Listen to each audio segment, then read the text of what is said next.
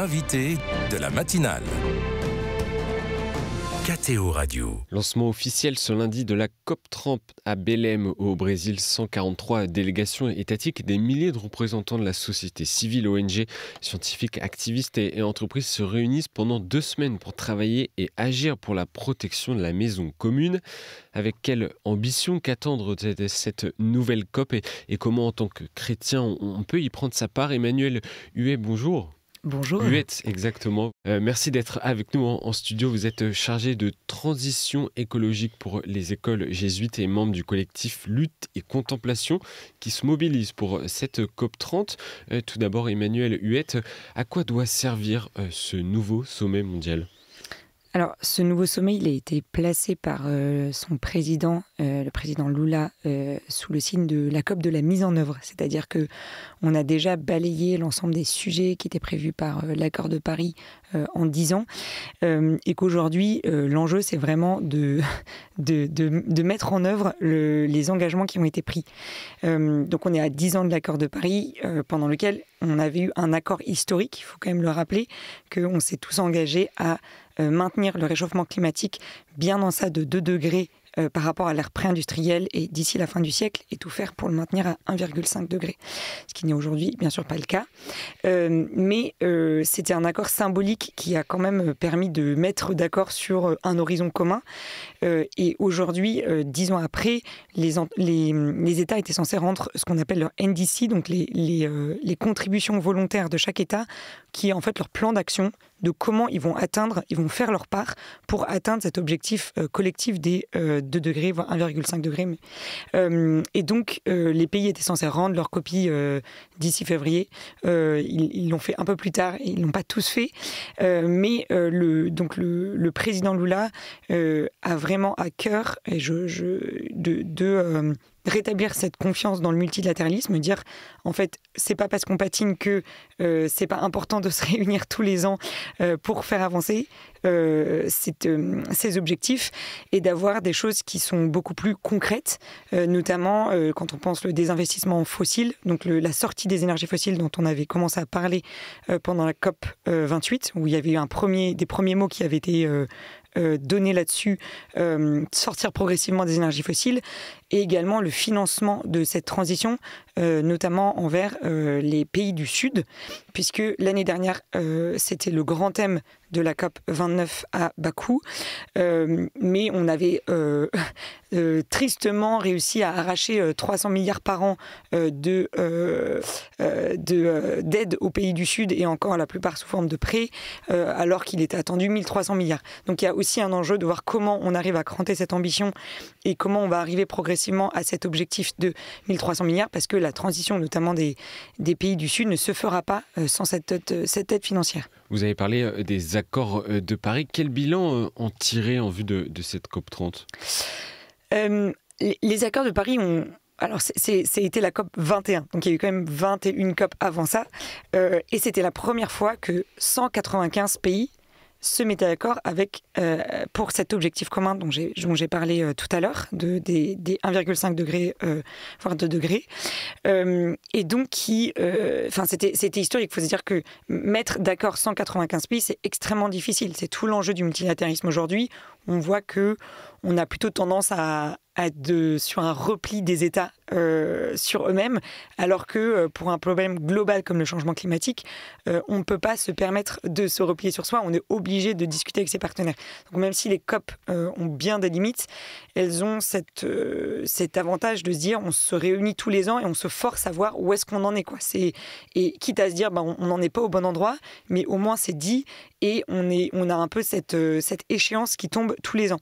Et donc la COP 21, elle a été vraiment une rampe de lancement, un propulseur, notamment pour la société civile, en fait, qui se dit ok, maintenant on a un objectif, donc on peut rendre les États comptables pour leurs engagements. Donc ça permet d'intenter des actions en justice, pour dire vous ne respectez pas vos engagements pour les États, pour les entreprises, et ça permet d'avoir un objectif commun qui nous permet de voir où est-ce qu'on en est, et de voir qu'on est vraiment très en retard par rapport à ça, même si, à la veille des accords de Paris, on était plutôt sur une trajectoire 3-4 degrés d'augmentation, enfin de réchauffement climatique d'ici à la fin du siècle. Aujourd'hui, si on prend le bilan de tous les engagements qui ont été pris, on est plutôt autour de 2,8 degrés. Donc il y a quand même, en termes d'engagement, il y a quand même du mieux. En revanche, on est toujours bien au-dessus de ce qu'on devrait faire et de ce qui est prévu par les accords de Paris. Et puis la différence, on peut se dire en 2,8 degrés, c'est pas beaucoup, mais c'est quand même 37 jours de canicule en plus par an, donc c'est quand même pas rien en termes de différentiel d'impact. Ça a des conséquences. Le pape Léon XIV a ouvert le bal vendredi dernier des déclarations des chefs d'État avec un message lu par le secrétaire d'État du Saint-Siège, le cardinal Parolin. Et le Saint-Père a lancé un appel clair: si tu veux construire la paix, protège la création. Qu'est-ce qu'on peut en entendre en 2 mots? En fait, derrière ça, il y a quand même les impacts en fait, du réchauffement climatique qui sont, on va dire, une exacerbation des fragilités et qui peuvent peser notamment sur les pays dans lesquels l'État est moins robuste et qui a moins de capacité d'adaptation. Enfin, on est tous largués sur l'adaptation, mais des pays sont plus vulnérables que d'autres. On l'a vu récemment avec l'ouragan Mélissa, auquel la Jamaïque a été la plus frappée, mais a été beaucoup moins durement touchée en termes de nombre de morts, par exemple, que des pays comme Haïti ou Cuba qui sont à côté et qui sont bien plus pauvres. Mais pourquoi c'est une question de paix ? En fait, quand on a moins de ressources, parce que le réchauffement climatique conduit à des sécheresses, conduit à un énorme déséquilibre dans le niveau de précipitation. Donc parfois, on va avoir des énormes précipitations qui vont tout détruire. Parfois, on va avoir des grandes vagues de sécheresse. Parfois, on va avoir plus d'ouragans, plus de phénomènes météorologiques extrêmes.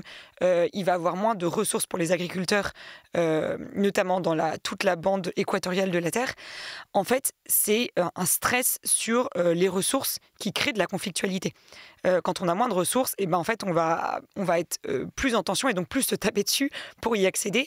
Et c'est ce qu'on voit avec aussi l'augmentation des migrations climatiques, qui sont d'ailleurs en énorme partie dans les pays limitrophes et pas tellement du sud-nord, qui sont qu'en fait, on a moins de ressources, donc il y a beaucoup plus de facteurs de conflictualité et on aboutit à des déplacements, mais aussi simplement des grandes déstabilisations territoriales, comme si on n'en avait pas déjà assez.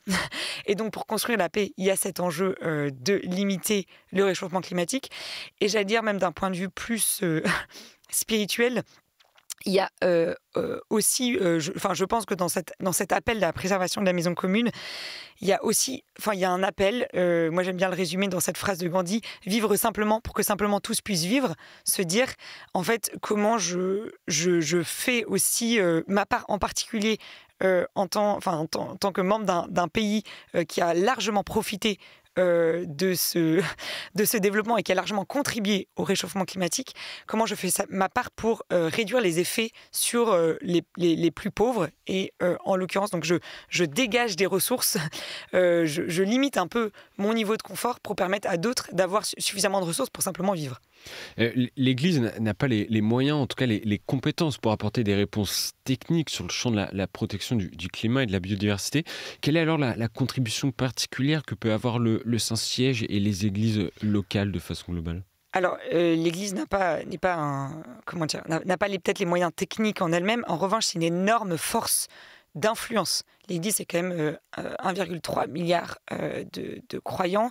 Donc, c'est une force de frappe qui est énorme pour influencer les personnes. Et les croyants ne sont pas aux avant-gardes, encore moins dans notre pays, encore moins dans les pays occidentaux, et en particulier la France. On n'est pas du tout aux avant-gardes de ce combat. C'est moins le cas dans certains pays, je pense aux Philippines ou au Brésil ou dans certains pays du Sud. Mais elle a une énorme force d'influence. Je pense également aux nombreux messages qu'ont donnés les papes successifs. D'ailleurs, le pape François n'était pas le premier à donner un message là-dessus. Le pape Léon XIV a bien sûr continué. Aujourd'hui, les évêques des pays du Sud ont en juillet donné une déclaration assez forte d'équité, de justice, de protection, promouvoir la décroissance économique quand même, éliminer progressivement les combustibles fossiles, mettre fin à toute nouvelle infrastructure, taxer correctement ceux qui en ont tiré le profit, donc avec des demandes assez claires. Et au niveau de la France, On a eu quand même aussi une déclaration des responsables de culte qui demandaient également, par exemple, la sortie des énergies fossiles, ce qui n'est absolument pas le cas aujourd'hui. Un exemple très concret au niveau européen, tout tout ce qui est mené pour mettre à bas la législation, notamment tout le pacte vert au niveau européen, qui est une des manières de mettre en œuvre nos engagements à la neutralité carbone en 2050 et à moins 90% d'émissions à 2040. En fait, ce pacte vert en est un élément essentiel. Et quand on voit l'effort, notamment par les industries fossiles, je pense notamment à Total Energy qui essaye de pilorer, de détruire la loi sur le devoir de vigilance, on en est loin. Cette loi sur le devoir de vigilance, un exemple de législation, en fait, de mise en œuvre très concrète, qui est les entreprises sont responsables de ce qui se passe sur leur chaîne de valeur. Donc, elles ne peuvent pas se targuer du fait que non, c'est nos fournisseurs qui ont des impacts de l'autre bout de la planète, des impacts humains. On pense au drame du Rana Plaza dans les années 2010. Et voilà, quand même 1100 personnes qui sont mortes liées à des carences juste de protection des travailleurs. Mais plus largement aussi sur les impacts environnementaux qu'ont des usines à l'autre bout du monde. Et la loi sur le devoir de vigilance, elle est celle de rendre comptable, de rendre responsables ces entreprises pour ces impacts. Et je rappelle que quand cette loi a été votée il y a quelques années, il y a quand même 230 évêques qui ont signé une tribune pour demander son vote. Aujourd'hui, on est en train de complètement reculer la France en premier, alors même que c'était elle qui l'avait promu à l'époque, parce qu'on a un lobbying intensif des acteurs qui vont devoir être jugés comptables, notamment responsables. Je pense à Total, qui a un certain nombre de procès de la société civile derrière lui.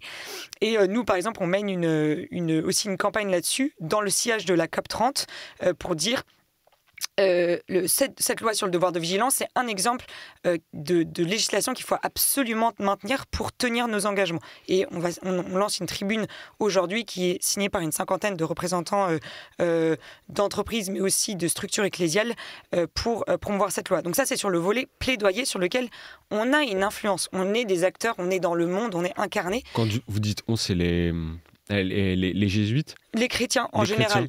Et il faut dire qu'à ce titre, effectivement, certaines communautés religieuses s'engagent plus particulièrement. Je pense au plaidoyer des jésuites pour la COP30, qui, sur 4 volets, l'annulation de la dette des pays du Sud, sur la transition énergétique juste, notamment la sortie des énergies fossiles, la promotion de l'agroécologie, ont lancé un appel assez clair, ont une délégation d'ailleurs à la COP30 à Belém, et du coup montre que l'Église n'est pas en dehors de ces processus de politique. Maintenant, effectivement, comme vous le disiez, il y a aussi un volet qui nous est propre, qui est celui de la prière.